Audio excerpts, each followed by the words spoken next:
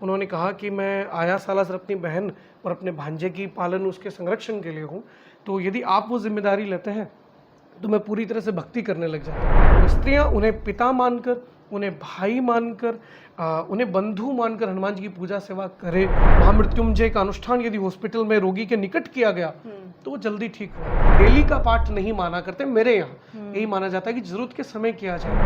मेहंदीपुर में भी वास्तविक हनुमान है और जागृत हनुमान है मेहंदीपुर में, मगर वहाँ वीर रूप में है। तो असली हनुमान जी चेहरा क्या है, कलयुग में कैसे दिखेंगे, सालासर बालाजी जैसा। इसका अन्य अर्थ जानबूझ के निकाला गया ताकि धर्म को बदनाम किया जाए। परिवार से जो भी पुजारी परिवार से कोई भी, तो अंदर एक तो जो अखंड ज्योत का जो प्रकाश है, जो महात्मा जी ने जो ज्योत 300 सालों से जलाई थी, उसका प्रकाश, और बालाजी, ये दो वास्तविक शक्तियां हैं। तो उस वजह से वो जो गर्मी है आपको अंदर महसूस होती है कि बाहर चाहे टेम्परेचर -1 हो, शुरू में चला जाता है, मगर अंदर आपको आरती करते वक्त गर्मी लगती है।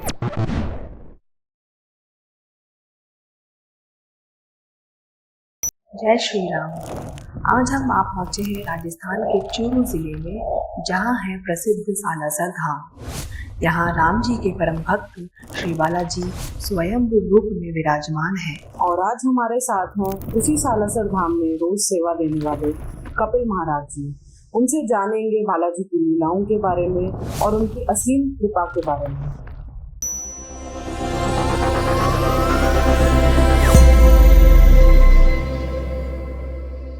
जय श्री बालाजी महाराज जी।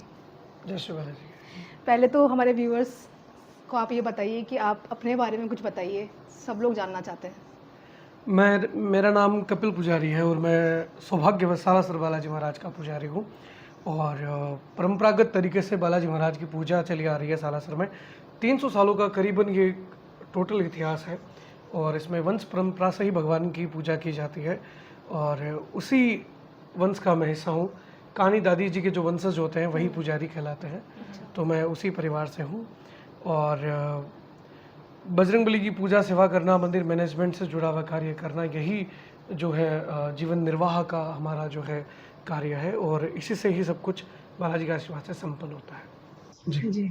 तो जैसे कि आज हम सालासर धाम की भूमि में बैठे हुए हैं, जी आपने बताया 300 वर्षों से ज्यादा का इतिहास है इसका। जी। इस इतिहास के बारे में बताइए, कैसे प्राण प्रतिष्ठा हुई थी मंदिर की, कहाँ से ये शुरू हुआ था? करीबन 300 सालों का इतिहास है, तो मैं इसे शॉर्ट में तो एक्सप्लेन करना मेरे लिए मुश्किल रहेगा। सारभूत बात मैं ये आपको बताता हूँ कि ये जो प्रतिमा है, ये स्वयंभू प्रतिमा है। देखिए, दो तरह की बातें होती हैं। एक होती है कि हम घर में आके किसी प्रतिमा को स्थापित करते हैं और वैदिक मंत्रों के द्वारा, मनोज्योतिर्जुक्ताम इत्यादि मंत्रों के द्वारा हम उसमें प्राण डालते हैं कि बाहर से ठाकुर जी, लड्डू गोपाल जी ले आए। एक होता है कि ईश्वर अपनी ही मर्जी से, अपनी विलिंगनेस से खुद उस स्थान को चूज करके प्रकट होता है। तो हनुमान जी जो हैं वो प्रकट हुए थे स्वयं, और जमीन से निकली हुई प्रतिमा है, और साक्षात हनुमान जी हैं। और मंदिर स्थापना को जितना भी समय हुआ, उससे पहले महात्मा मोहनदास जी जो है, बजरंगबली के आने से पहले यज्ञ किया करते थे, वही अखंड धूणे के नाम से प्रचलित है। उसी यज्ञ से, सीताराम हनुमान कीर्तन से बजरंगबली प्रसन्न हुए। इसमें क्या होता है कि एक रूल है, शास्त्रों में भी बताया गया है, देवम भूत्वा देवम यजेत, ये कहा जाता है। यानी देवता बनकर यदि देवता की पूजा की जाए तो बहुत जल्दी कनेक्टिविटी होती है। जैसे हम देखते हैं भोले बाबा के भक्त जो है वो शरीर पे भस्म रगड़कर जंगलों में निकल जाया करते हैं, उन्हीं के जैसे बन जाए तो उन्हीं के जैसे बन जाए, तो वो कनेक्टिविटी होती है। तो हनुमान जी किस तरह के, शरीर में कद काठी में बड़े बलवान और ब्रह्मचर्य धारण करने वाले और भगवान राम का नाम लेने वाले। तो जो महात्मा जी थे, महात्मा मोहनदास जी, वे भी शरीर में बड़े हष्टपुष्ट ईश्वर के आशीर्वाद से, और बाल ब्रह्मचारी बजरंगबली की ही तरह, और भगवान राम का ये कीर्तन, सीताराम हनुमान ये संकीर्तन करने वाले। तो वाइब मैच होती है। बोलते हैं ना कि सकारात्मकता की तरफ अट्रैक्ट होती है। लॉ ऑफ अट्रैक्शन वाली बात। हाँ, जैसे पूजा में भी हम पुष्प चढ़ाते हैं भगवान को, भिन्न भिन्न तरह के, कस्तूरी या केसर चढ़ाई जाती है, चंदन चढ़ाया जाता है। होता क्या है कि देवता लोग जो होते हैं वो होते हैं एनर्जी फॉर्म में ही है, पॉजिटिव एनर्जी फॉर्म है। तो स्वर्ग, क्योंकि हम जो मनुष्य बने हुए होते हैं, हम मल मूत्र वीर्य इत्यादि से बने हुए होते हैं, और देवताओं को गंध आती है हम में से, तो उन्हें हमसे डायरेक्ट कोई लेना देना नहीं। जब हम उनके पास जाएं, उन्हें पुकारें या उनका नाम लें, तब वो हमारी तरफ अट्रैक्ट होता है एनर्जी के या मंत्रों के द्वारा। तो इसी तरह देवम भूत्वा देवम यजेत में वो ब्रह्मचारी और हष्टपुट शरीर के कुश्ती करने वाले, नित्य प्रति यज्ञ करने वाले, ब्रह्मचर्य का पालन करने वाले, तो हनुमान जी जैसी बड़ी शक्ति उनसे अट्रैक्ट होती है राम जी का नाम सुनने के लिए, क्योंकि ये आशीर्वाद मिला ना उनको कि भाई धरती पे ही रहना है और जहाँ जहाँ राम का नाम हो आपको वहाँ आना है। तो वो मोहनदास जी से अट्रैक्ट होकर सालासर आता है। और फिर जो है सालासर की कहानी आगे बढ़ती है और जब वो प्रकट होते हैं उनके समक्ष, तब बोलते हैं कि अपने लिए वरदान मांगो। तब महात्मा मोहनदास जी अपने निजी जीवन के लिए नहीं कि भी बजरंगबली सामने हो तो कोई कुछ भी मांग सकता है कि मैं रूलर बनूं, मैं किंग बनूं, मेरे पास पैसा हो, या मैं सन्यासी हूं तो मैं मोक्ष मांगता हूं अपने लिए, मगर उन्होंने ये नहीं मांगा, अपनी बहन के लिए सर्वस्व मांगा। उन्होंने कहा कि मैं आया सालासर अपनी बहन और अपने भांजे की पालन, उसके संरक्षण के लिए हूँ, तो यदि आप वो जिम्मेदारी लेते हैं तो मैं पूरी तरह से भक्ति करने लग जाता हूँ। बजरंगबली और ज़्यादा प्रसन्न होते हैं कि निस्वार्थ भाव से इसने मांगा, अपने लिए भी मांग सकता था मगर यहाँ भी अपनी बड़ी बहन का सोचा। तो उन्होंने कहा कि एक बार फिर अपने लिए कुछ मांगना चाहें। तब उन्होंने कहा कि सालासर में आप स्वयं प्रकट होकर विराजमान होइए, क्योंकि राम जी ने कहा कि भी रहना धरती पे ही है आपको, जब तक राम का संकीर्तन चल रहा है तो आपको रुकना धरती पे ही है, तो क्यों ना आप सालासर को राजधानी बनाकर रहो, और पूरी दुनिया को आपको चलाना है, कलयुग के राजा हनुमान है, तो यहाँ रुक कर आप पूरी दुनिया को चलाइए।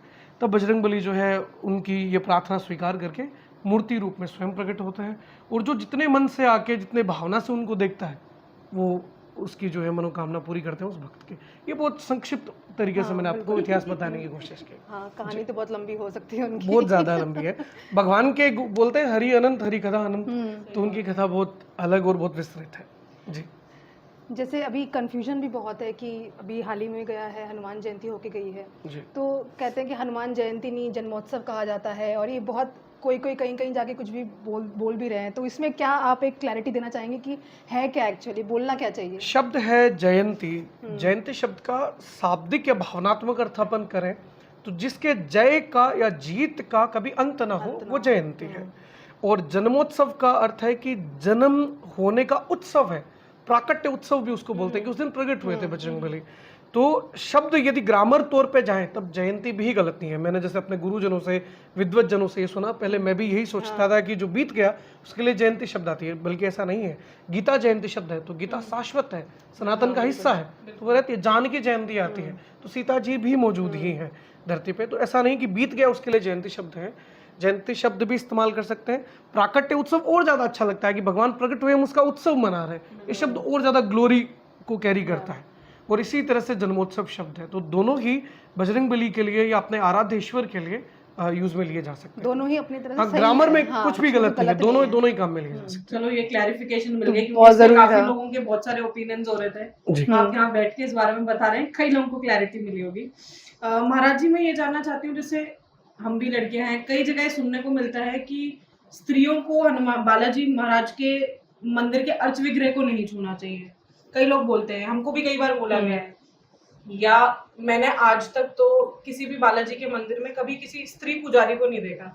तो ये कारण क्या है, ऐसा क्यों होता है, या वाकई में शास्त्रों में ऐसा दर्ज है कि स्त्रियां वर्जित है? क्या माँ की दृष्टि से हनुमान जी की सेवा नहीं कर सकते? तो इस बारे में मैं जानना चाहती देखिए, दृष्टिकोण सबका अलग अलग होता है, शास्त्रों में भी विदित है। हनुमान जी ब्रह्मचारी हैं इसलिए स्त्रियां उनकी पूजा ना करें, ऐसा कतई नहीं है। देखिए, बहुत से मंदिर ऐसे, जैसे अयप्पा स्वामी का मंदिर है साउथ में, वहाँ स्त्रियां नहीं जाती हैं।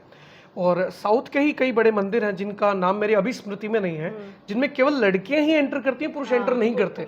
ये भी एक मर्यादा होती है। और मैं कहता हूँ गर्भगृह के अंदर तो ना स्त्री ना पुरुष दोनों को ही एंटर नहीं करना चाहिए, आम पब्लिक में से जो विधिवत पूजा करने का अधिकार रखते हैं, जिनको पता है कि पूजा कैसे करनी है, जो शुद्ध है मन से तन से, उस समय प्रेजेंट, जिनका काम सेवा करने से। हम लोग बालाजी को छूने का अधिकार पुजारी परिवार के अलावा किसी को नहीं है। कोई उस दहलीज को लांघकर अंदर जा ही नहीं सकता, और ना 300 सालों के इतिहास में कोई गया है कभी भी। तो इसकी एक निश्चित सीमा है। तो हर देवस्थान जहाँ धाम है, जहाँ ईश्वर स्वयं प्रकट हुए हैं, जैसे 12 ज्योतिर्लिंग है, चारों धाम है, 7 पुरियां हैं, तो जहाँ पुराने समय से ईश्वर विराजमान है, वहाँ जो वंशानुगत परंपरा से जो पुजारी पूजा कर रहे हैं, उनके अतिरिक्त किसी को जाना ही नहीं चाहिए, वो चाहे स्त्री हो या पुरुष हो। ये मेरा निजी मानना है, क्योंकि वो विधान, वो स्वच्छता, वो सूचिता बनी रहती है उस चीज़ की। अब हनुमान जी की पूजा करने में कोई दोष नहीं है। शास्त्र तो कहता है तुमेव माता, पहले माता बोलता है ईश्वर को, च पिता तुम्हें बंधु च सखा, तुम्हें भाई भी हो, मेरे दोस्त भी हो, तुम्हें विद्या, मेरी बुद्धि भी आप हो, द्रविड़म लिक्विड, द्रविड़ का मतलब होता है द्रव्य, लिक्विड, तो मेरे तो लिक्विड भी आप खुद हैं, तो द्रविड़म तुम्हें सर्वम मम देवते, तो मेरे लिए तो आप सब कुछ ही हो। तो इसलिए ईश्वर को जिस भावना से आप पुकारेंगे वो आपके लिए वैसे ही बन जाएंगे। यशोदा मैया के लिए वो बच्चे बन जाते हैं, राधा के लिए वो प्रेमी होते हैं, मीरा के लिए वो आराध्य और प्रेमी भी हो जाते हैं। तो जिस भावना से आप उनको ध्याते हैं या पूजा करते हैं वो वैसे ही बन जाते हैं। तो स्त्रियां उन्हें पिता मानकर, उन्हें भाई मानकर, उन्हें बंधु मानकर हनुमान जी की पूजा सेवा करें, उनका लॉकेट पहने, कोई दिक्कत नहीं, मगर उसकी शुचिता पवित्रता का ख्याल रखें कि जब वो समय आता है जब आप सबको मना किया जाता है रसोई में जाने के लिए, आपको मना किया जाता है पूजा घर में जाने के लिए, उस समय उसकी शुचिता और पवित्रता का यदि ख्याल रखा जाए तो किसी भी देवता की आराधना में दोष नहीं है। बस वो तांत्रिक ना हो, वो बहुत ज़्यादा तामसिक ना हो, तब तक वो सब तरह से जायज है। जी। तो महाराज जी जैसे सभी देवी देवताओं के कोई मंत्र होते हैं, बीज मंत्र कहा जाता है, जैसे बीज मंत्र भी होते हैं। पहले तो बीज मंत्र होता क्या है और उनका क्या इम्पैक्ट होता है, और बालाजी महाराज का भी क्या बीज मंत्र है और वो मतलब किस तरह से किया जा सकता है? देखिए, बीज मंत्र शब्द का अर्थ है कि वो जो एनर्जी है उसकी मूलता जो शक्ति है वो किस मंत्र से, किस नाम से जागृत होती है। जैसे ओम एरेम क्लीम चामुंडाय विच्चय, तो इसमें तीनों शक्तियों का नाम आता है। एम रिप्रेजेंट करता है माता सरस्वती को, क्लीम करता है लक्ष्मी को, और इस तरह से जो है इसका विस्तार होता है। तो इसी प्रकार से जो है हनुमान जी के बीज मंत्र भी हैं, भोले बाबा के बीज मंत्र भी हैं, और बीज मंत्र की शक्ति ये होती है कि फ्रेग्वेंसीज होती है इनमें। मैं मानता हूँ, निजी मानना भी है मेरा और गुरु से सीखा हुआ भी है कि वाइब्रेशन की तरह है। जैसे बहुत से लोग, मैंने पेपर में भी पढ़ा कि भाई गायत्री मंत्र या महामृत्युंजय का अनुष्ठान यदि हॉस्पिटल में रोगी के निकट किया गया तो वो जल्दी ठीक हुआ। किसी को पुकारते हैं ना हम, तब उससे कनेक्ट कर जाते हैं धीरे धीरे। ये मंत्र के काम करने का तरीका होता है। तो बीज मंत्र का अर्थ ये है, जैसे ओम हंग हनुमते नमः ऐसा मानते हैं, मगर हमारे लिए बीज मंत्र या दर्शकों के लिए भी कहना चाहूंगा कि सालासर बालाजी प्रकट सीताराम हनुमान इस कीर्तन से हुए थे। अब इसे आप स्वयं सिद्ध मंत्र मान लीजिए, ऐसे कीर्तन मान लीजिए, बालाजी प्रकट इसी से हुए थे। तो यदि सालासर बालाजी की बात करेंगे तो यही मूल मंत्र है सीताराम हनुमान। इसके इतर आपको जाना है तो आप हनुमान चालीसा का पाठ कीजिए और सीताराम हनुमान का कीर्तन कीजिए। बाकी अलग अलग देवताओं के बीज मंत्र हैं और वो कार्य करते हैं, उनकी बीज यानी मूल शक्ति को जागृत करते हैं, और उससे फिर आप कुछ ना कुछ पॉजिटिव ग्रहण करते हैं। ये इस तरह से चलता है। अब जहाँ बैठे हैं तो ये बात भी कर लेते हैं कि हनुमान जी, जैसा आपने कहा, बाल ब्रह्मचारी जी, और श्री रामचंद्र जी के परम भक्त, तो उनकी जैसे आप फ्रीक्वेंसी या वाइब मैच होने की बात कर रहे थे। अब मन तो लगता है बहुत कि बालाजी की पूजा करें, पर वो क्या नियम है, क्या कायदे हैं जो मुझे एज अ ले फॉलोअर, मतलब एक आम आदमी की तरह, मुझे क्या क्या है जो चीजें बालाजी की पूजा करने से पहले मन में रखनी ही चाहिए कि ये कायदे हैं, मुझे फॉलो करना है? बहुत जनरल सी बात है कि हनुमान जी जो है वो वैष्णव है। शंकर स्वयं केसरी नंदन है, भगवान शंकर के ही अवतार हैं, मगर शिव राम की मदद के लिए, विष्णु की मदद के लिए हनुमान रूप में अवतरित हुए हैं साक्षात। तो विष्णु को जो जो चीजें प्रिय हैं वही हनुमान जी को प्रिय है, जो राम जी को प्रिय है वही है। तो वैष्णव जो होते हैं वो लहसुन प्याज तामसिक चीजें, जैसे नॉनवेज है या किसी भी प्रकार का एक खाद्य पदार्थ है या एपेय पेन है, कोई भी ऐसी चीज है, उसका त्याग किया जाए। कि भगवान की पूजा से पहले आप कम से कम इस तरह के भोजन जो तामसिक, जिनको शास्त्र मना करता है, वो न किए जाए। फिर आसन हमेशा ही होना चाहिए। क्या होता है कि पृथ्वी में गुरुत्वाकर्षण होता है, हम जो मंत्र जप करते हैं उससे एनर्जी इकट्ठी होती है, पृथ्वी सारी चीजें नीचे की ओर खींचती है। तो जो मंत्र पूजा हमने की वो धरती के अंदर न चली जाए, उसके लिए आसन का माध्यम होना बड़ा आवश्यक है।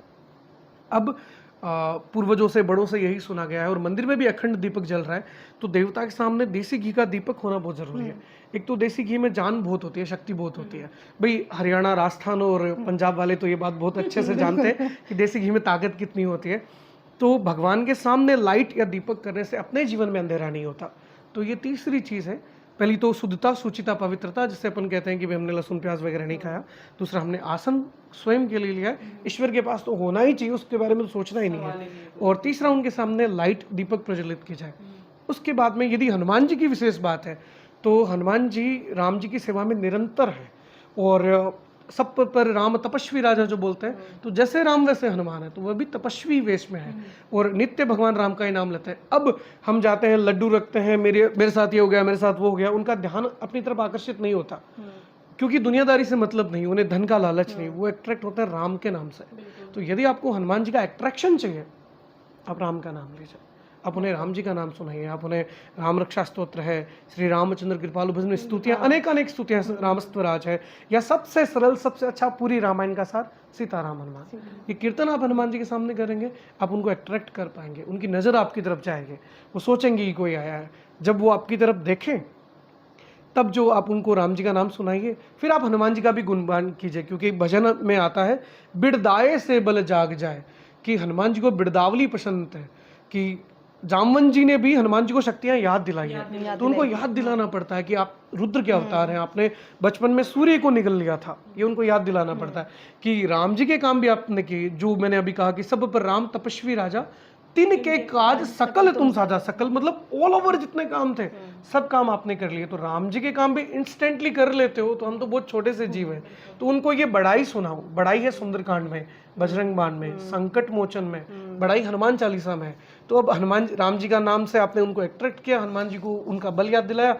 अब जैसे भोले बाबा का अभिषेक होते हैं, उन्हें भांग चाहिए होती है, ये रूल है, तो हनुमान जी को प्रसाद चाहिए होता है, तो आप उन्हें नैवेद्य चढ़ाइए, उन्हें प्रसाद चढ़ाइए, तुलसी दल रखकर बहुत पवित्र और देसी घी में स्वच्छता से बना हो, और वो आप भगवान को अर्पित कीजिए। फिर थर्ड आती है आपकी स्तुति, आपकी प्रार्थना, कि अब आपको उनसे क्या चाहिए। वो आप बहुत भोले मन से, बहुत भावना से, कि वास्तविकता में ईश्वर है और वो हमें सुन रहे हैं, इस भाव से आप हनुमान जी महाराज को अपनी पूरी प्रार्थना, वो चाहे भाई बन के हो, रक्षक बन के हो, पिता बन के हो, आप उन्हें सुनाइए, वो आपसे ज़रूर सुनेंगे।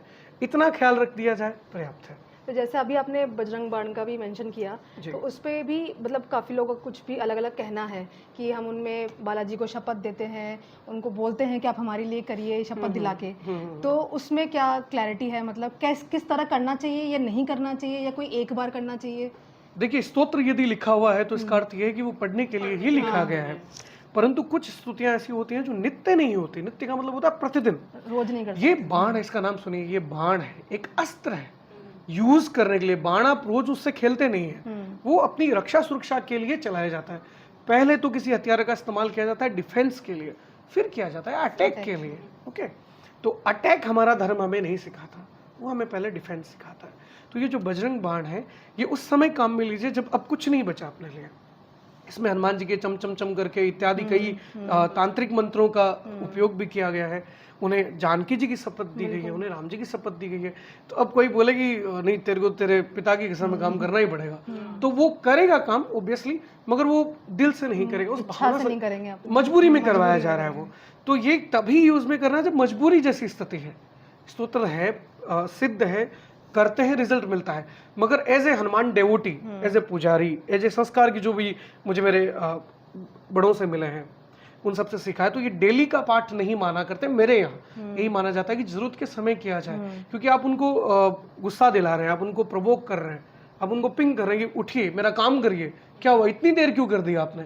तो इस तरह की बात है। तो अपने आराध्य से, अपने ईश्वर से इस तरह की बात नहीं की जाती। माता पिता में भी आप माता को लाडवश कुछ भी कह देते हैं, मगर पिता से बात करते हैं आप सावधानी बरतते हैं। आप पिता को नहीं बोल सकते खड़े होइए चलिए मेरे साथ, आप मम्मी को बोल सकते मम्मी इधर आओ। तो अपने आराध्य से बात करते समय आपका फोकस होना चाहिए कि वो सर्वस्व हैं, आपके मालिक हैं, संसार के मालिक हैं और राजा के रूप में धरती पे विराजमान है। तो आपको पता होना चाहिए कि उनसे बात किस तरह से की जाएगी। वो बात करने का तरीका आपको संकट मोचन में, हनुमान चालीसा में, सुंदरकांड में इजीली मिलेगा, बजरंग बाण के अलावा। और फिर कोई तरीका ही नहीं बचा तो आप तंत्र मंत्र का सहारा लीजिए, आप चाहे बजरंग बाण कीजिए, उसमें कोई फर्क नहीं पड़ता। यथासंभव डेली पाठ करने जैसा नहीं है, जब तक बहुत आवश्यकता ना हो।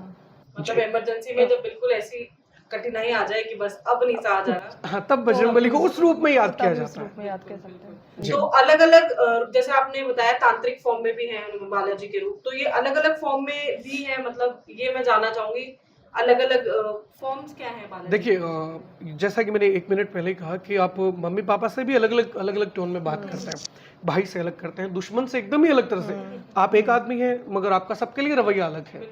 तो इसी तरह से देवताओं के साथ भी है। जैसे मानिए माता पार्वती है, वो जब युद्ध करने उतरती हैं तो वो अपने वस्त्र उतार कर, मुंड माला पहनकर खून पीते हुए चलती है, काली बनती है। मगर जब वो गोरी बनती है तो गणेश जी को गोदी में लेके भोले बाबा के वामांग में बैठती है। एक एनर्जी, एक शक्ति, 2 अलग रूप। इसी तरह हनुमान जी जब पाताल जाते हैं अहिरावण को मारने के लिए, राम जी को बचाने के लिए, तो पंचमुखी बनते हैं, सब कुछ खा रहे हैं वहां पे। जब भक्ति में रो रहे हैं तो अपना सीना ही चीर देते हैं कि देखो मेरे अंदर राम राम और बसे जानकी हैं, विराजमान है। और गुस्सा कर रहे हैं तो पूरा पर्वत उखाड़ लिया उन्होंने कि भाई वो छिप गई थी, शक्तियां थी, तो वो उनका गुस्से का रूप है। एक हनुमान जी अलग अलग रूप है, मगर हनुमान जी का वो रूप भी है जो बहुत शांत है, क्योंकि भोले बाबा है। वास्तविकता में मूल तत्व शिव है उनका। शिव अर्थात कल्याण करना, भलाई करेंगे हमेशा, बिल्कुल। दूसरा चांस ही नहीं कि बुरा कर दें, तत्व ही वही है। और एक तो भोले बाबा का तत्व है और ऊपर से पूजा मर्यादा पुरुषोत्तम श्री राम की है। तो राम तो अपने आप में एक राम है, करुणा निधि बोलते हैं, करुणा मतलब सागर निधि, मतलब करुणा मतलब दया, निधि मतलब सागर, कि राम जी को कितनी दया आती होगी। तो हनुमान जी की तो रोम रोम में राम है, अब सोचिए उन्हें कितनी दया आती है। तो जो उनका फॉर्म है हनुमान जी का, वो वास्तविक फॉर्म बहुत दयालु है, बहुत इतनी ताकत होने के बाद कि सूर्य को निकल लिया फिर भी पोलाइट है। हमेशा राम की फोटो के सामने आप उनको यूं देखेंगे, हर फोटो में उनको यूं ही देखेंगे। तो उनको जो मूल तत्व है वो बहुत शांत है, बहुत पोलाइट। एक कहावत भी है कि जो जितना ताकतवर होता है उसकी जिम्मेदारी उतनी बड़ी होती है, वो वास्तव में पोलाइट भी उतना ही होता है। जो रियल पहलवान होता है वो हर सेकंड नहीं लड़ता, जो दिखावे वाले होते हैं वो लड़ाई के लिए तैयार रहते हैं, दिखाने के लिए। तो ये चक्कर है। तो हनुमान जी जो वास्तविकता में है वो बहुत शांत है, और यही रूप सालासर बालाजी का है, राम राम करने वाला, कीर्तन करने वाला, यह शांत हनुमान है। मेहंदीपुर में भी वास्तविक हनुमान है और जागृत हनुमान है मेहंदीपुर में, मगर वहाँ वीर रूप में है। उन्हें प्रकट किया गया था भूतों को भगाने के लिए। अब भूतों को भगाने के लिए कीर्तन करते हुए हनुमान जी नहीं आएंगे, उन्हें गदा लेनी होगी, उन्हें हुंकार किलकारी मारनी होगी, उस रूप में आएंगे। तो यहाँ आए हैं किसी का परिवार पालने के लिए, किसी का व्यापार बढ़ाने के लिए। जैसा कि मैंने उस वक्त भी कहा था कि भी मेरी बहन और उसके वंश की रक्षा कीजिए, यही प्रार्थना थी महात्मा जी की। तो किसी के वंश की रक्षा के लिए, किसी का व्यापार और परिवार बढ़े इसलिए आए। तभी तो मेरे यहाँ सेठ साहूकार बहुत आते हैं, हनुमान जी महाराज की आराधना करते हैं, क्योंकि मनोकामनाएं पूरी होती है। ये व्यापार बढ़ाने वाले हनुमान है। तो उनकी अलग अलग एनर्जी पूरे संसार में हनुमान जी विद्यमान है, मगर सब जगह अलग अलग रूप में है। सालासर का वास्तविक रूप शांत स्वरूप है उनका, और राजा के रूप में हनुमान जी विराजमान है। बिल्कुल ही निराली मूर्ति है यहाँ पे, दाढ़ी मूछ वाले बालाजी है सालासर धाम में। हम मूर्ति नहीं मानते हैं, उनको मानते हैं कि हमारे पूर्वज हैं और साक्षात हैं। उनका ख्याल भी, उनकी पूजा भी इस तरह से की जाती है कि हम मूर्ति की तरह ट्रीट ही नहीं करते उनको। और पूर्वजों ने भी यही सिखाया कि यदि मूर्ति मानोगे तो मूर्ति जैसा रिजल्ट आएगा, जैसा, और मानोगे कि साक्षात में बजरंगबली बैठे हैं जो आपको पालने के लिए आए हैं, संसार का भरण पोषण करने के लिए आए हैं, केवल हमें नहीं, क्योंकि दुनिया के राजा हैं तो दुनिया को यहाँ से पालते हैं, सभी को कुछ देते हैं। तो जिस रूप में पूजोगे उसी रूप में ही पूजा होगी। दाढ़ी मूछ का स्पेसिफिक ये है कि महात्मा जी को जो पहला दर्शन मिला है उनका, देखिए हनुमान जी की एक खास बात है, आपके व्यूवर्स को बताना चाहूंगा कि डायरेक्ट वो गदा हाथ में लेके मुंह फुलाए हुए नहीं मिलते। अपने आराध्य राम से मिले, वाल्मीकि रामायण पढ़िए तो विप्र रूप में, ब्राह्मण रूप में, ग्रंथों के साथ मिले। विभीषण से लंका में मिले, ब्राह्मण रूप में मिले। तुलसीदास जी से मिले, ब्राह्मण रूप में मिले। महात्मा मोहनदास जी से मिले, ब्राह्मण रूप में मिले। तो हनुमान जब भी मिलेंगे पंडित और विद्वान रूप में मिलेंगे, यूं गदा लेके नहीं मिलेंगे। तो जिस डील डोल के साथ, मान लीजिए कि 6-7 फीट की उनकी हाइट, तगड़ा शरीर, वैष्णव तिलक और दाढ़ी मूछे रोबदार हनुमान जी की, और भगवा वेश धारण किए वे राम राम करते हनुमान जी महात्मा जी को मिले थे उस वक्त। तो वो जो स्वरूप अलग है, जो दुनिया में अपीयर होकर आता है कि भाई मुंह फुलाए हुए, रामायण काल की फोटो हम सब जगह देखते हैं, हनुमान जी का वानर रूप सब जगह दिखते हैं, मगर वो रूप जो कलयुग में जिस रूप में वो दर्शन देते हैं वो सालासर बालाजी का रूप है। क्योंकि वो दाढ़ी मूछों में तपस्वी रूप में, तपस्वी राजा के रूप में जो देते हैं दर्शन, दाढ़ी मूछों में दर्शन हुए थे। तो महात्मा जी ने यही सोचा कि दुनिया को भी वही दर्शन होने चाहिए जो वो रियल में देते हैं। तो असली हनुमान जी चेहरा क्या है, कलयुग में कैसे दिखेंगे, सालासर बालाजी जैसे दिखेंगे। तो ये वास्तविक स्वयं को दर्शन हुए तो वो चाहते थे कि सभी को वही रूप में, और सभी को वही रूप में होते हैं। वो पहला दर्शन आपको साधु रूप में ही देते हैं, ये शास्त्रों में प्रमाण है। तो सालासर बालाजी रियल फोटो हनुमान जी की कि हाउ हनुमान जी लुक्स, सालासर बालाजी का चेहरा दिखाओ कि सालासर बालाजी की तरह हनुमान जी दिखते हैं। बिल्कुल जी। जैसे घरों में भी तस्वीरें रखते हैं, जी। है ना, हनुमान जी की, और मूर्तियां भी होती हैं। तो उसके ऊपर आप क्या बताना चाहेंगे, किस तरह की तस्वीरें रखना चाहिए? अलग अलग होता है इसमें। कौन से देवता के बारे में? बालाजी के बारे में ही। देखिए रुद्र रूप में सबसे अच्छा तो आशीर्वाद हनुमान है कि उनका आशीर्वाद हमें मिल रहा है। फिर कीर्तन करते हुए हनुमान है। सालासर बालाजी की प्रतिमा सौम्य है, हमने अभी यही बात की है। तो सालासर बालाजी की प्रतिमा विराजमान कैसे, ऐसे हनुमान जी जो उग्र रूप में है, तो फिर वो शक्ति जो है उस रूप में ही जागृत है। तो यदि आप उस रूप में प्राण प्रतिष्ठा करते हैं तो उसके आपके प्रो और कॉन्स बोलते हैं उसको, तो दोनों तरह की चीज देखने पड़ सकती है। हालांकि भगवान भाव के वश हैं, भावना के वश में है। तो तो यदि आपका भाव अच्छा सच्चा है तो वही बात है, ये है काली माता क्रोधी, मगर इसका मतलब ये नहीं कि उनमें वात्सल्यता नहीं है, प्रेम नहीं है, माँ है वो। तो वो आपको रामकृष्ण परमहंस गोदी में बैठते थे उनके, विवेकानंद गोदी में बैठते थे उनके। तो यद्यपि वो प्रकट उस रूप में हुई थी, परंतु वास्तविकता में वो माँ है। तो इसी प्रकार किसी भी रूप में उनकी स्थापना की जा सकती है, परंतु उसमें आप सावधानियां नहीं रख सकते। सावधानी आप सालासर बालाजी की तस्वीर में रख सकते हैं, या आशीर्वाद हनुमान है उनकी तस्वीर में आप सावधानी रख सकते हैं। ये एक जरा सा फर्क है। यदि जैसे एक छिन्मस्ता रूप है पार्वती का, कि उन्होंने गुस्से में गर्दन हटाई थी, वो रुद्र की 3 धार निकली थी जो उन्होंने पी थी। तो गृहस्थ जीवन के व्यक्ति को छिन्मस्ता की पूजा करनी चाहिए, मगर उस रूप में नहीं। पार्वती को छिन्मस्ता मानकर पूजिए, एक सरल तरीका है। तांत्रिक लोग तो छिन्मस्ता की वैसे ही पूजा करते हैं जिनको करनी है तंत्र के रूप में। तो इसी तरह हनुमान जी की यदि पूजा करनी है तो सालासर बालाजी की कीजिए, या सात्विक जहाँ हनुमान विराजमान है, जहाँ सौम्य रूप में विराजमान है, उस प्रतिमा की पूजा करेंगे। आपको बहुत ज़्यादा झंझट में जाने की जरूरत नहीं होगी। राम के नाम से और प्रसाद से बड़ी जल्दी खुश हो जाते हैं जी। अब जैसे महाराज जी हम बात कर रहे थे, ग्रंथों की भी हमने बात करी, रामचरितमानस है तुलसीदास जी की जी उसमें एक चौपाई आती है, मेरे को उसका ज्ञान नहीं है पर मैंने सुनी है, और मैं एक्चुअल में चाहूंगी कि आप ही उस पे थोड़ा बता दें ज्ञानी समझ के। जी। ढोल गवार शुद्र पशु नारी सकल ताड़ना के अधिकार, ये बहुत डिबेटफुल मामला है पूरा। और इसमें जो क्या है कि बहुत से लोगों ने टीका टिप्पणियां की हैं। हाँ, इसीलिए क्योंकि इतना ज्यादा लोगों ने फैला दिया अलग है। अलग लोग अलग अलग चीज बोलते हैं, तो जो देखने वाला इंसान है मेरे जैसा भी, वो खुद ही कंफ्यूज हो जाता है कि मैंने पूरी मानस शायद नहीं पढ़ी है, तो मुझे कौन बताएगा जब अलग अलग अथॉरिटी में बैठने वाले लोग अलग अलग चीजें। हाँ, तो दिक्कत उन्हीं लोगों को होती है जिन्होंने मानस नहीं पढ़ी है वास्तविकता में।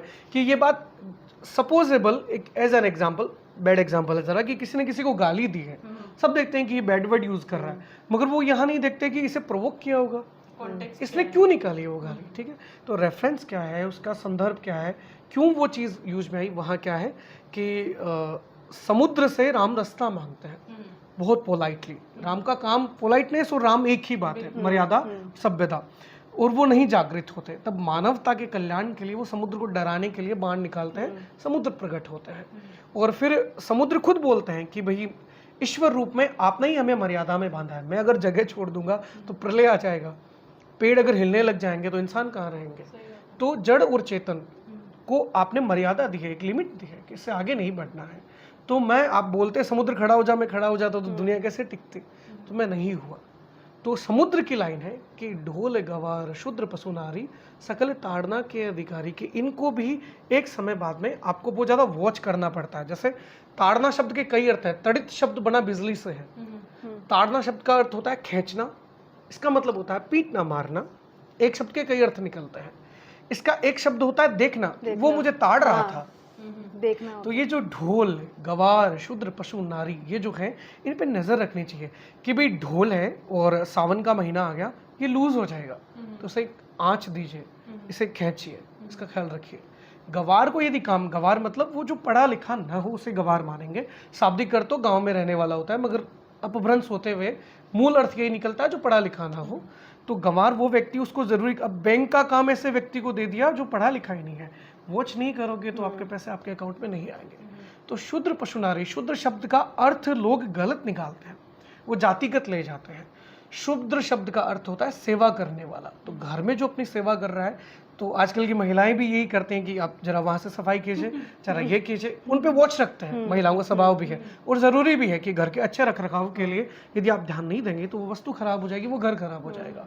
तो उस पर ध्यान दिया जाए। और इसी तरह से नारी है कि उसका रखाव स्पेशली किया जाए, उसका ध्यान रखा जाए।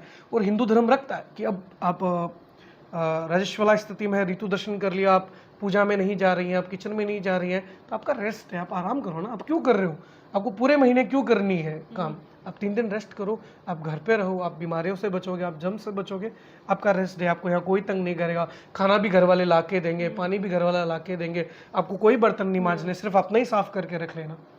तो उस पर उसका स्पेशल वॉच है। और स्वच्छंदता नहीं दी जाती वहाँ पे कि भाई जो मन में आए कुछ भी करो, तो दुनिया चोरी करने लगेगी, फिर रूल रेगुलेशंस क्यों होंगे। तो नारी के लिए भी ये बात दी गई कि उसका स्पेशल ख्याल रखा जाए, उसे ट्रीट अलग लेवल पे किया जाए। तो ताड़िए मतलब देखिए, आपकी वॉच में रखिए, इसका अर्थ ये नहीं है कि आप उसे मारिए पीटिए।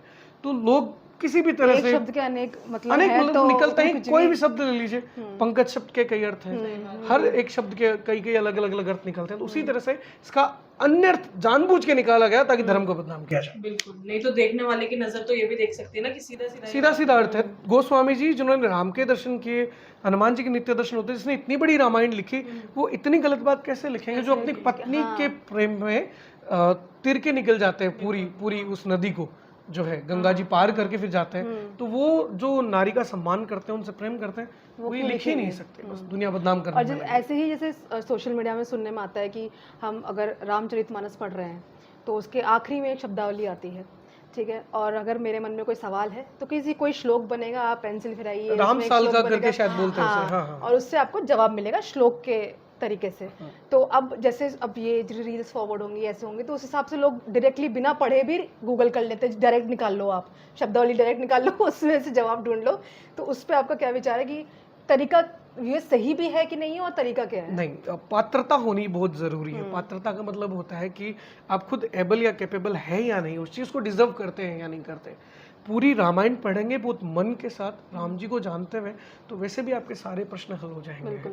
और यदि कुछ बचता भी है तो आप उसका सहारा लीजिए रामचरितमानस पढ़ने के बाद, शुद्ध भावना के साथ। की ऐसा नहीं कि मेरी पसंद का उत्तर नहीं आया तो मैं नहीं मानूंगा, आपको उस पे बिलीव रखना है, पूरा उन्हीं पे छोड़ दीजिए। उन्हीं पे छोड़ दीजिए। तो वो यदि आपको लग रहा है कि टेम्पररी गलत है, देखिए भगवान को पता हो क्या होता है कि आगे क्या अच्छा होगा।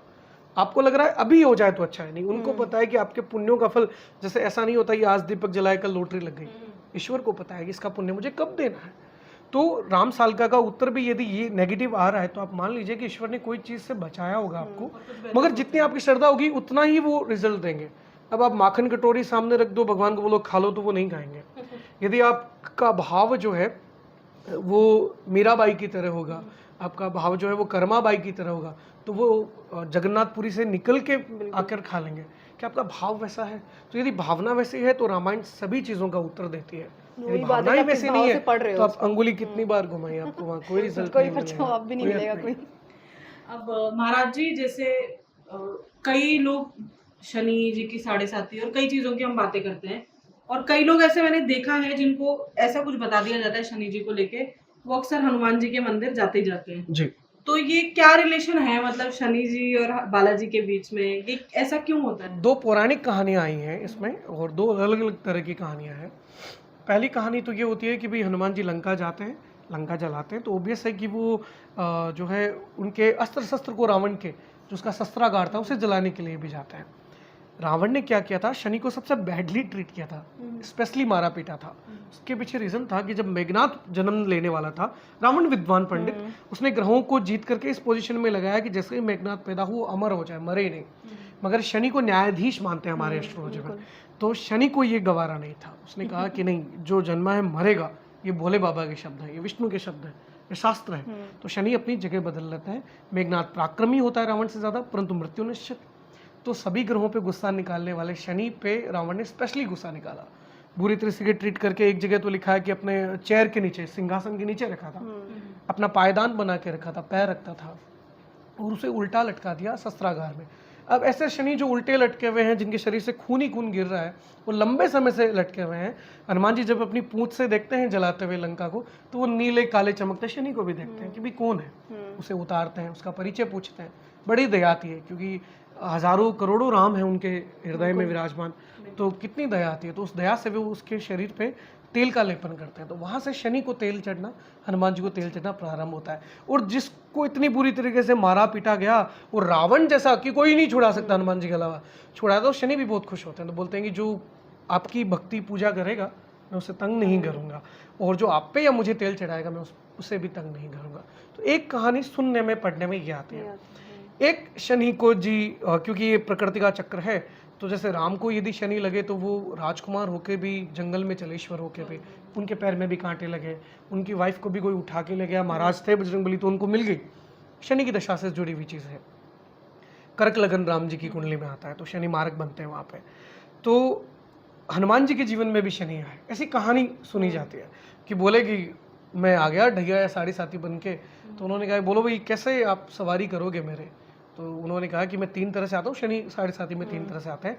12वां घर, पहला घर, दूसरा घर चंद्रमा से। इसका अर्थ है कि पीठ पे, सर पे और पैरों से शनि निकलता है। तो जैसे ही पीठ पे शनि सवार हुए, हनुमान जी ने तो बोला आ जाओ। उन्होंने एक पर्वत उठा के अपनी पीठ पे रख लिया और उससे जो है रब करने लगे अपनी पीठ को, कमर को। तो शनि को पीड़ा हुई। शनि ने जल्दी मूव किया, सर पे बैठ गया, तो हनुमान जी ने उसे सर पे रख लिया। तो सर पे रख कर उन्होंने फिर वही किया, तो शनि समझ जाते हैं कि ये स्वयं शंकर हैं और इनसे जीतना असंभव है।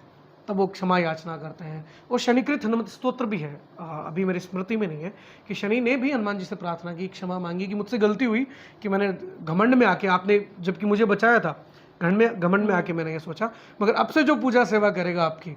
और फिर हनुमान जी उस पर तेल लगाते हैं, क्योंकि उससे उसको पीड़ा हुई थी। तो जो तेल लगाएगा, जो तेल चढ़ाएगा, मैं उससे कभी परेशान नहीं करूंगा। ये 2 कहानियां सुनी जाती है, पढ़ी जाती है, प्रचलित है। मतलब लगभग लेकिन यही सीधा अंत है दोनों कहानियों का कि जो हनुमान जी की सेवा करेगा, शनि उसे तंग नहीं तंग करेंगे। नहीं करेंगे। बिल्कुल। तो आपका भी कोई ऐसा रियल लाइफ एक्सपीरियंस है जो आप शेयर करना चाहते हो कि धाम से जुड़ी हो, चाहे वो मतलब आपकी पूजा पाठ से जुड़ी हो? मेरा निजी नहीं, जो पुजारी परिवार है वो ईश्वर के अंश को बहुत निकट महसूस करता है। सभी, हर बच्चा, हर बुजुर्ग। क्या होता है कि आपको एक परंपरा से सिखाया जाता है। हमारी माएँ जब हमें जन्म देती हैं तो हम लोग जो है कुछ और नहीं बोलते, बालाजी का नाम बोलते हैं। पीड़ा जब भी होती है, बालाजी बालाजी बोलते हैं, ये सुनते हुए सब पैदा होता है। जब जा रहे होते हैं संसार से, तो पीड़ा में जन्म है, पीड़ा में मृत्यु, तो बालाजी बालाजी बोलते हुए हम सब निकल जाते हैं। हमारे साथ यही जो चीज़ होती है। तो जिन्होंने 300 सालों से वंशानुगत बालाजी सुनते हुए जन्म लिया है और बालाजी बोलते बोलते जो चले गए हैं, उनके अंदर हनुमान जी की कोई कृपा, कोई अंश निश्चित ही मौजूद रहता है। और जब वो निकट जाते हैं, चाहे वो अकेले समय में उनको भोजन कराने का समय हो, राजभोग बालभोग हो, या बजरंगबली को जगाने का समय हो। अब ऐसा नहीं कि आप घंटी बजा के गुड मॉर्निंग बोलो उन्हें, एक पद्धति है, एक तरीका है कि वो खुश होंगे राम जी के नाम से, तो आप उनके नाम से उन्हें जगाएंगे, उनका नाम लेते हुए आप उन्हें सुलाएंगे। तो आपको बहुत ज़्यादा अंदर महसूस होता है कि someone is too close, someone is too near, who is watching, जो आपको देख रहा है, ये महसूस होता है। अंदर बहुत गर्मी होती है। बड़े भैया यदि आरती करने जाएंगे तो पूरा शरीर उनका पसीने से भर जाएगा। कोई भी जाएगा परिवार में, छोटा, मैं या कोई भी, दादा, परिवार से जो भी, पुजारी परिवार से कोई भी, तो अंदर एक तो जो अखंड ज्योत का जो प्रकाश है, जो महात्मा जी ने जो ज्योत 300 सालों से जलाई थी, उसका प्रकाश, और बालाजी, ये 2 वास्तविक शक्तियाँ हैं। तो उस वजह से वो जो गर्मी है आपको अंदर महसूस होती है कि बाहर चाहे टेम्परेचर -1 हो, शुरू में चला जाता है, मगर अंदर आपको आरती करते वक्त गर्मी लग रही है। उसके पीछे रीज़न यही है कि वो वास्तविक शक्ति मौजूद है। और फिर कहानियाँ कई है जो पूर्वजों के साथ घटित हुई है, जिन पे यदि ये पॉडकास्ट चले तो आप एक रामायण जितना बड़ा सीरियल बना लीजिए, तो उस पर हम चर्चा नहीं करेंगे। बट वास्तविकता ये है कि वो जो कोई नहीं दे सकता, वो हनुमान जी और भोले बाबा देते हैं। उन्हें अवदरदानी इसीलिए बोलते हैं। मांग, जो औकात से भी ज़्यादा दे देना, वो बड़ा दानी है।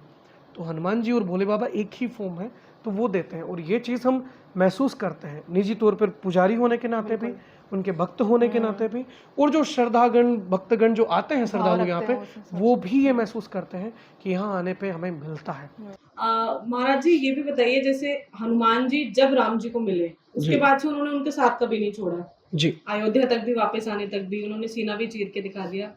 लेकिन राम जी विष्णु जी के अवतार है, धरती पे आए किसी कारण के लिए, और उनको ये शरीर तो त्यागना ही था जी। तो वो कैसे पॉसिबल हुआ जो हनुमान जी ने उनका साथ ही नहीं छोड़ा, वो फिर उन्होंने राम जी को देह कैसे त्यागने दी? देखिए, एक तो हनुमान जी केवल भक्त ही नहीं है, हनुमान जी ज्ञानी नाम अग्रगण्यम है। कि भी ज्ञानियों में जब गिनती होगी कि भी सबसे ज्यादा नॉलेज किसका, तो अग्रगण्य मतलब इसका फर्स्ट नाम आएगा, कि पहले हनुमान जी लिखो फिर बाकी का नाम आएगा।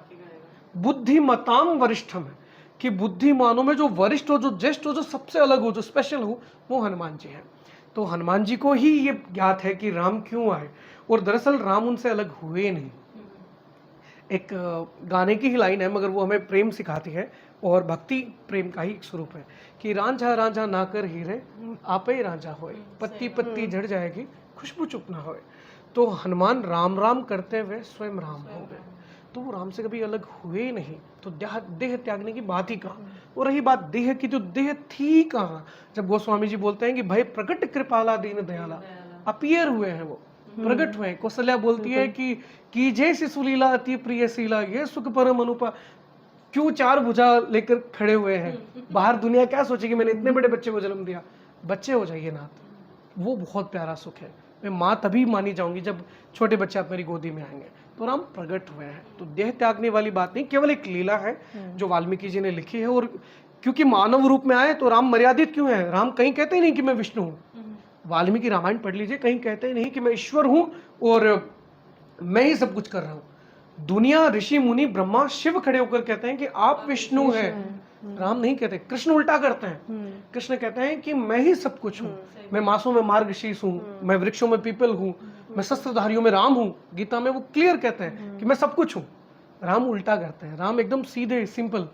उनके व्यवहार, उनके स्वभाव ने, जनमानस ने ये देखा और स्वीकारा कि इतना सरल, इतना सीधा, इतना सच्चा ईश्वर ही हो सकता है, कोई और नहीं।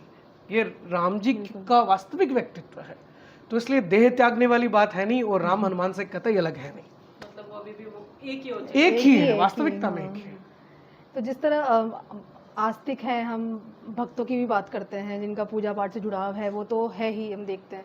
लेकिन कुछ लोग ऐसे हैं जो नास्तिक होते हैं, तो उनके बारे में मतलब आपका क्या विचार है? मतलब कैसे जीवन वो उनका चलता है? या नास्तिक है, उनका कोई जुड़ाव ही नहीं है प्रभु से या किसी भी देवी देवताओं से? पहले तो ऐसा पॉसिबल भी है क्या कि कोई होता भी है क्या, मतलब? वाकई में कोई ये नहीं माने कि ईश्वर है? नहीं, कोई नहीं मानते, उनकी बुद्धि है। नास्तिक शब्द का अर्थ है न अस्ति, है ही नहीं। और क्या नहीं, ईश्वर नहीं है, वो नास्तिक नहीं है।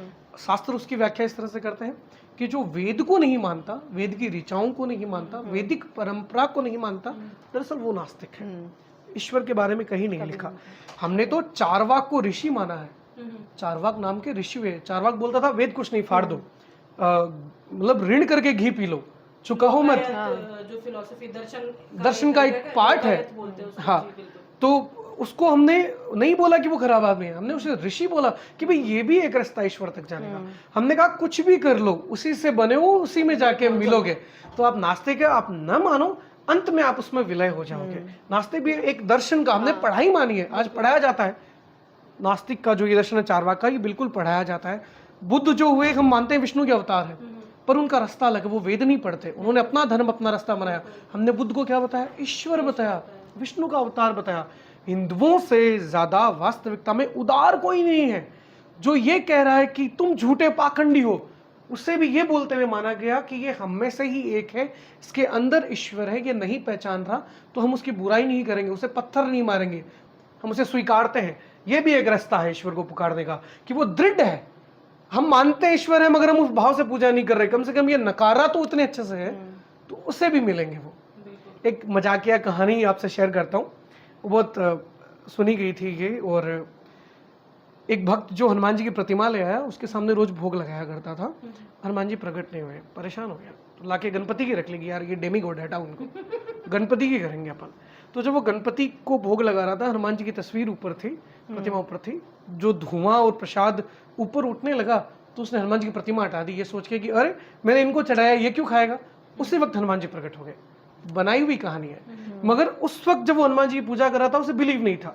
मगर जब वो गणेश जी की पूजा करने गया, उसे ये बिलीव हुआ कि ये प्रसाद हनुमान जी खा लेंगे, तो उसने उनकी प्रेजेंस को एक्सेप्ट किया है। तब वो प्रकट हुआ। जानता नहीं है कि उसने एक्सेप्ट करा, वो तो डिनाई कर रहा था, पर वो करा तो है। उसने ये किया ना कि ये खा लेंगे, तो मैं लाया इनके लिए, तो उन्होंने उनकी प्रेजेंस को एक्सेप्ट किया। एक बनाई हुई कहानी, मगर सिखाने के लिए है कि जब आप एक्सेप्ट करते हो कि yes he is the one, और बहुत नियर है अपने, तो वो अपीयर भी होते हैं, दिखते भी हैं। तो पता है कि वो एनर्जी तो है। ऑब्वियसली एनर्जी के बिना ये लाइट भी कैसे जलती है, हम बात कैसे कर रहे होते हैं। तो एनर्जी भी शक्ति का फॉर्म है, और शक्ति आद्या शक्ति है ही, तो उसे आप किसी भी रूप में पहचानिए।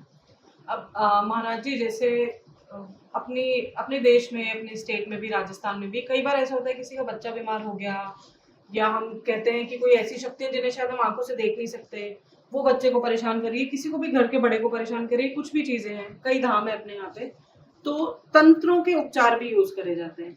अब तंत्र की तरफ जाना है एक भक्त को, या उसको ईश्वर पे छोड़ देना है कि अगर मुझे पीड़ा भी मिल रही है तो ये आप ही ने दी है, मैं इसको स्वीकार करता हूँ, इलाज भी आप ही करोगे, बिल्कुल। या मैं कोई दूसरी शक्तियों के भरोसे जाऊं, क्योंकि विश्वास तो एक ही पे किया जा सकता है ना। तो देखिए, इसके लिए आपको तंत्र समझना जरूरी है। एक होता है मंत्र, जिसकी फ्रीक्वेंसीज, वाइब्रेशंस है, पुकारा जा रहा है इस तरह से कि वो आएगा। एक होता है यंत्र, की उपाय कुछ बनाया गया ऐसा जो उसे अट्रैक्ट करेगा या काम करेगा। एक होता है तंत्र। इन दोनों से भिन्न, इन दोनों से जुड़ा हुआ भी, और अलग ही। तंत्र पैदा कहाँ से होता है? तंत्र पैदा होता है महादेव से, जो आदि गुरु है संसार के, महादेव उत्पन्न करते हैं। इस चीज को यूं समझिए, तंत्र क्यों पैदा हुआ, आप तंत्र समझ जाएंगे। कीचड़ में कोई फंसा हुआ है, उसे निकालने के लिए हमें झुकना पड़ता है, कीचड़ में भरना पड़ता है, तब हम बाहर आएंगे, जब हम खुद गंदे होंगे। तो राक्षसों की वो फॉर्म, दुष्टों की वो फॉर्म जो पॉजिटिविटी से जीती ही नहीं जा रही थी, अच्छे बनकर ऐसे नीच व्यक्ति को जीता ही नहीं जा सकता था, जो कि समाज के लिए, दुनिया के लिए खराब था, उसे फिर नीच का होकर ही हराना पड़ा, नीचे उतरना पड़ा। तो तंत्र का मतलब वो अंधेरा, अंधेरे को अंधेरे से ही हराया गया, कांटे को कांटे से निकाला गया, जहर को जहर से मारा गया। ये चीज करने के लिए तंत्र उत्पन्न हुआ है, और ये महादेव ने किया। और आगे कहाँ बांटा उन्होंने? काली में बांटा, भैरव में बांटा, उस नेगेटिविटी को हराने के लिए। वो फिर आगे गुरु गोरखनाथ जी की तरफ चला जाता है, हनुमान जी की तांत्रिक पूजा होती है, और बहुत बड़े विस्तृत तरीके से भी होती है। तो तंत्र उस फॉर्म में चला गया, मगर पैदा क्यों हुआ? किसी दुष्ट को दुष्टता से हराने के लिए, क्योंकि वो पॉजिटिविटी से नहीं हारा था, इसलिए तंत्र पैदा हुआ है। इस चीज को समझिए। वो तब पैदा हुआ, तब काम करता था, और उस वक्त साधनाएं की जाती थी। महीनों महीनों वो शमशानों में बैठा करते थे, जंगलों में या हिमालय की कंदराओं में, गुफाओं में, चोटियों पर सर्दी के समय बैठा करते थे, ब्रह्मचर्य का पालन करते थे, जो सबसे ज्यादा कठिन है आज के जनमानस के लिए, जो इंस्टाग्राम चला रहा है। ब्रह्मचर्य सबसे ज्यादा कठिन है। लहसुन प्याज का त्याग करना, हवा का ही भक्षण किया करते थे, पत्ते कंद मूल फल खाया करते थे। तो वो अपने शरीर को इस तरह से जागृत कर लेते थे कि उन मंत्रों से वो स्वयं भी प्रभावित होते और दूसरों को प्रभाव करने की शक्ति रखते थे। क्या वो चीज आज है? क्या उस लेवल का संन्यासी आपको मिलता है? तो यदि नहीं है तो वो तंत्र भी काम नहीं करेगा। केवल पढ़ने से, चक्कू से नींबू काटने से काम नहीं करेगा। आपको वो शक्ति जो है अपने अंदर लेकर आनी पड़ेगी, तपस्या करनी पड़ेगी, उतने लेवल तक आपको जो है संघर्ष करना पड़ेगा, तब जाके वो तंत्र काम करेगा। और लगभग कलयुग में, इस समय वर्तमान में ऐसा करना असंभव है। एक रीजन ये भी है, अपने से आगे खड़े आदमी से कोई खुश नहीं, कोई भी खुश नहीं, सबको फर्स्ट आना है। तो यदि तंत्र काम करता तो कोई फर्स्ट आता ही नहीं, सभी फर्स्ट हो जाते हैं। तंत्र काम करता तो आज अंबानी, अमिताभ बच्चन, शाहरुख खान, सचिन तेंदुलकर, MS धोनी नहीं बनते। सारे होते हैं। भाई 1 अरब की दुनिया में 11 लोग क्रिकेट खेलेंगे, तो तंत्र करने वाला क्रिकेट खेलता ना फिर। सही बात है, हमें वोर ही नहीं करनी पड़ती पाकिस्तान से। सही बात है। तंत्र काम करता था, करता है, मगर उसका फॉर्म ऑफ एनर्जी, उसकी शक्ति, उसको जागृत करने का तरीका लगभग कहीं नहीं है। 0.1% तो कुछ भी हो सकता है, 99.99% कुछ नहीं। 0.1% तो लोग मरने के बाद भी खड़े हो जाते हैं। ऐसी कई कहानियां, कई चीजें, कई एग्जाम्पल आते हैं। तो जब वहां भी ये चांस है, तो तंत्र के सही होने का चांस क्यों नहीं? तो 0.1% सब कुछ है, 99.99% नेगेटिविटी नहीं है। सही है। हनुमान चालीसा, अभी मैंने कुछ दिन पहले किसी से सुना था कि केवल 40 दिन ही पाठ करना चाहिए इसका। मतलब इसके पीछे कितनी सच्चाई है? ये ऐसा है या मैं तो रोज पढ़ती हूँ हनुमान चालीसा, तो ये रोज पढ़नी है या 40 दिन ही पढ़नी है? इसको चालीसा इसीलिए बोला जाता है कि 40 दिन पढ़नी है, 40 श्लोक है इसलिए बोला जाता है। चालीसा क्या है कि हिंदी में गद्य पद्य 2 विधाएं होती हैं, व्याकरण की बात है ये। कि भाई कोई श्लोक लिखा जाता है या दोहा लिखा जाता है, तो उसका एक फॉर्म होता है, पोइट्री का एक फॉर्म होता है, उर्दू में भी होता है, वो हर जगह होता है। तो चालीसा, सोरठा, साठिया, तो ये क्योंकि उसके पद ऐसे हैं, इसलिए उसको उस नाम से ही पुकारा गया। इजीली उसकी वो जो है आइडेंटिटी हो गई उसकी, ठीक है, इसीलिए वो चालीसा है। ऐसा नहीं कि आपको 40 दिन ही पढ़ना है। एक 40 दिन का अनुष्ठान अवश्य होता है हनुमान जी का, ये शास्त्रों में वर्णित है कि भाई आपको स्पेशल कुछ करना है, सवालात जब करने आप 40 दिनों में कीजिए। 21 दिन में भी होते हैं, वो 11 दिन में भी होते हैं, वो 7 दिन में भी होते हैं। समय की अवेलेबिलिटी है, अगले के साधन की बात है। मगर 40 दिनों तक कोई भी अनुष्ठान किया जाए, मुख्यतः वो सफल होता है। मगर यहाँ कोई ऐसा नहीं कि इसमें तो लिखा गया जो 7 बार पाठ कर कोई छूटे बंद मास हो गई, सत का शब्द 7 नहीं होके 100 है। तो 108 ना करके 100 जो गोस्वामी जी ने जो कहा है, और जिसके साक्षी शंकर और माता पार्वती, गौरी सा दोनों जिसके साक्षी हैं, तो जिस तरह से ये लिखा गया उसका वैसा ही पाठ किया जाए, 100 बार इसका पाठ किया जाए। और एक हनुमान चालीसा भी करें, यदि मन से करें तो 100 जितना ही फल है।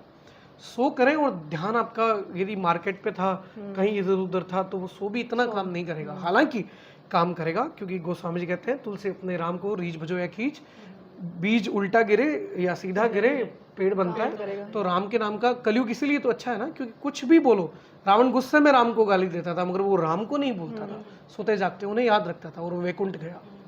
तो हनुमान चालीसा करें, यथासंभव शुद्ध पढ़ें ताकि उसका शुद्ध रिजल्ट मिले। तो कुछ भी पढ़ेंगे उसका रिजल्ट मिलेगा ही, लेट जल्दी हनुमान जी के हाथ में है। 40 बार ही पढ़ें तो ये लिखा है, जो 7 बार पाठ कर कोई, उसी के अंदर लिखा है। खुद ही हाँ, लिखा तो है। ये उड़ाई हुई या बनाई हुई बात भाई। मैं अगर कोई चीज़ अलग नहीं बताऊंगा तो दुनिया फिर मेरे पास क्यों आएगी? मैं राहु केतु से नहीं डराऊंगा तो मैं पैसे कैसे कमाऊंगा? सही ये बात आजकल प्रचलित, हाँ, कुछ अलग नहीं बोलूंगा कि यार ये तो पक्का पितृदोष है, तो वो डरेगा कैसे? तो यही तो तो कहते हैं दुनिया में ये चल रहा है ना। नेगेटिविटी बिकती है। तो सीधी सिंपल बात है, आपके अपने हनुमान जी हैं और वायु तत्व के कारण सर्वदा सब जगह मौजूद है। कोई देवता गोकुल से उठकर आएगा, कोई कैलाश से आएगा, किसी को विष्णु लोक से या ब्रह्म लोक से आना पड़ेगा।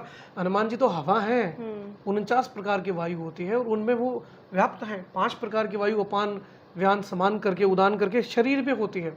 आपके शरीर में हनुमान है, आपके अराउंड हनुमान है। हनुमान के बिना आप जिंदा ही नहीं रह सकते, क्योंकि वे पवन पुत्र हैं। और नेगेटिविटी डरती भी उनसे इसलिए क्योंकि वो हवाई तो है, उनका काम बंद है हनुमान जी के बिना। हनुमान जी यदि नहीं है तो वो सर्वत्र सर्वदा मौजूद है। उन्हें पुकारिए उस तरह से कि वो आपके सामने प्रकट हो जाए, और सहज प्रकट होते हैं दत्तात्रेय और हनुमान। जैसा मैंने महामंडलेश्वर अवधेशानंद गिरी जी के उसमें सुना था प्रवचन में कि दत्तात्रेय और हनुमान तो याद करते ही प्रकट होते हैं। आपने याद ही उनको ठीक से नहीं कि आपको वो तरीका ही नहीं पता, तो वो एक अलग है। तो 40 बार पढ़िए, 400 बार पढ़िए, 4 लाख बार पढ़िए, हनुमान जी उससे सुनेंगे, चाहे आप एक बार भी मन से पढ़िएगा जी। कि यहाँ जैसे मंदिर परिसर में भी मैंने देखा कि प्रसाद खरीद के कोई ऐसे पंडित या कोई पुजारी महाराज जी वहाँ है नहीं जिनको हम देते हैं। अक्सर मंदिरों में होता है कि कोविड के बाद से ज्यादा भी होने लगा पकड़ाया उनको और उन्होंने भोग लगाया और बाकी आपको थोड़ा प्रसाद उसमें डाल के दे दिया। ये यहाँ ऐसा क्यों है? क्योंकि मैं कई मंदिरों में जाती हूँ, जैसे खाटू नरेश भी पास में है, वहां भी गई, वहां ऐसा नहीं है। तो ये इसी मंदिर परिसर में ऐसा क्यों है? देखिए, एक तो इन्होंने सही कहा, कोविड के बाद ये हुआ है। पहले तो खुद हम लोग नारियल को तोड़ करके अपने हाथों से भगवान को भोग लगाया करते थे। पहले सुविधाएं हमारे पास इतनी थी नहीं थी, पब्लिक बहुत ज़्यादा लेवल पे नहीं थी। समय था सबके पास कीर्तन करने का, पूजा आरती करने का। तो कोई भक्त आता था तो नैवेद्य भगवान को अर्पित पुजारी खुद अपने हाथ से कर देते थे। अब एक तो भीड़ का फ्लो बहुत ज़्यादा है, तो ये व्यवस्था की बात ज़्यादा है, आस्था से कम। व्यवस्था की बात यहाँ ज़्यादा है। आप स्वयं आए और आपने ही अपने मन से कुछ भगवान के लिए बना कर लाए हैं, खड़े या खरीद कर लाए हैं, आपने उसे भगवान के सामने नैवेद्य को अर्पित किया और स्वयं उसे प्रसाद मान कर ले गए। ये व्यवस्था अब हमने लागू कर दी। पहले के समय में ऐसा होता था कि पुजारी लेकर या जो पुजारी के रिप्रेजेंटेटिव होते थे वो भोग लगाया करते थे। कोविड के बाद में ये नियम ऐसा हुआ क्योंकि प्रसाद हम निकाला भी करते थे। कोविड में गवर्नमेंट ने सीधा सा कहा कि भाई किसी का हाथ लगा हुआ, तो कोविड का पीक पीरियड तो आपको पता ही होगा, तो तब ये रूल ही कर लिया गया कि जो प्रसाद लेकर आता है उससे हम कुछ रखते हैं, कुछ मिला के देते हैं। इससे अच्छा है कि जो बनाकर अपने मन से लेकर आया है वह स्वयं ही भगवान को अर्पित करके खुद अपने साथ ले जाए। आपको अर्पित करना है भगवान, यूँ नहीं ये डब्बा आपने बंद रखा हुआ है। अब बालाजी के सामने गए, चाहे आपको 10 सेकंड मिले, 15 सेकंड मिले, आपने उससे खोला और अपने ही मन से अपने बजरंग बली को खिलाया और आपने वो रख लिया और आप चले गए। तो ये आस्था से ज़्यादा व्यवस्था की बात है। और भगवान के मंदिर में व्यवस्था करना, उनकी पूजा सेवा से करना ज़्यादा बड़ा है, क्योंकि उस लाइन में बुजुर्ग खड़ा है, बीमार खड़ा है, कोई छोटा बच्चा खड़ा है, कोई खड़ा है ना या नहीं खड़ा। कई दिवालियों में तो चोरू चक्के पका खड़ा है, तो वहाँ हानि होने की संभावनाएं हैं। तो इसलिए व्यवस्था में सहयोग देते हुए आप प्रसाद स्वयं भगवान को अर्पित कीजिए और उसे प्रसाद मानकर आप घर ले जाइए, बांटिए। तो अब आज आपको हमसे मिलके, और इसमें तो हम खुद यहाँ आए हैं धाम में और आशीर्वाद भी लिया है, तो आपको कैसा लगा हमसे मिलकर? नहीं, आपने बड़े अलग तरह के प्रश्न मुझसे पूछे और इससे क्या होता है, जिज्ञासाएं शांत होती हैं कि बहुत सी चीज़ें नहीं पढ़ी जाती, बहुत सी चीज़ें जो है आपको ईश्वरीय कृपा से आपके अंदर वो आती है कि भाई इस तरह की बात हमने नहीं सोची, तो वो चर्चा हो जाती है। तो आपसे बात करके बहुत आनंद आया और ऐसी प्रार्थना है भगवान से कि इस चर्चा से लाभ मिले आपके व्यूअर्स को, उन्हें कुछ सीखने को मिले और वो प्रेरित होकर बालाजी के दर्शनों के लिए आए, उनका आशीर्वाद लें। और आपको भी बालाजी महाराज का आशीर्वाद, आपको और आपके चैनल को भी मिले, मेरी बालाजी से प्रार्थना है जी। आज्ञा दीजिए, जय श्री बालाजी। जय श्री बालाजी की। That's it for today's episode. Comment section में जरूर बताइए कि आपको हमारा आज का एपिसोड कैसा लगा। तो तब तक के लिए स्टे ट्यून्ड। हasta la vista. Goodbye.